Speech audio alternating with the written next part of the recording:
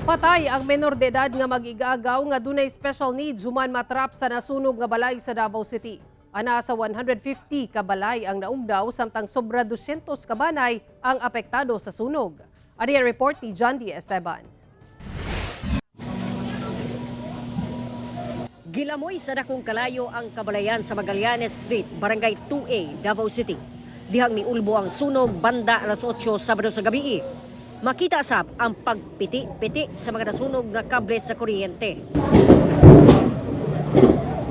Dili makasulod ang mga fire truck tungod piot kaayo ang dalan.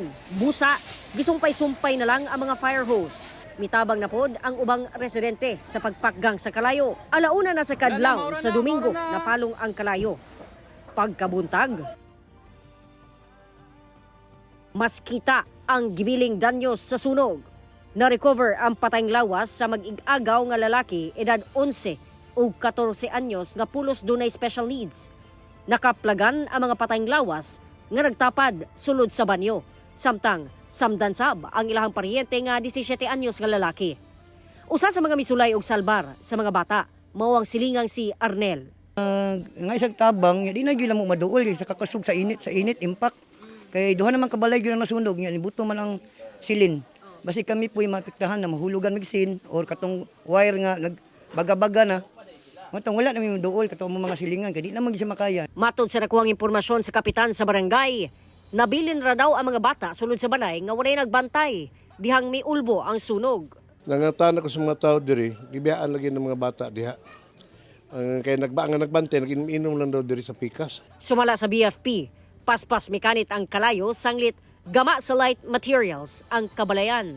Ginaimbestigahan pa sa otoridad kung unsa ang ginungdan sa sunog. Yung na-interview po nung investigator namin is mismo yung may-ari po nung bahay kung saan po nagsimula yung sunog, ma'am.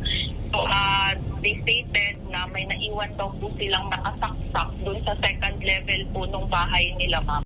Anaa sa kapin 150 kabalay ang naugdaw samtang anaa sa sobra 200 kabanay ang apektado. Sakit alang kang Tatay Antonio nga sa usa ra ka pamilukan nawala ang iyang balay nga iyang gipuy-an sa sobra 4 ka dekada.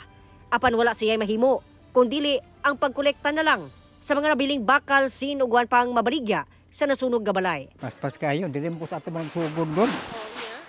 Lukso dito. Wa ni dalang sininaw, siyo kanila nagsuot. Akong mga pantalon, wa yun. Ang uban naning kamot nga maukayan pa ang mga giipon nga sinsilyo ug kita sa tindahan. Pila na yung nakuha, sir? Almost 100 pesos na ni. Ang mga nasunugan nagtinir-una sa mga modular tents sa Magallanes Elementary School. Nahatagan na sila ug pasiunang tabang sa lokal nga panggamhanan. Ang sakwa lang gud sa kanisang kambal, gatas, diaper. Siyempre mga sinina nila, anak. Hina namo kay wala man jud minadala. Kauban si Jojo Solarte sa kamera. Ako si John D. Esteban para sa One Mindanao.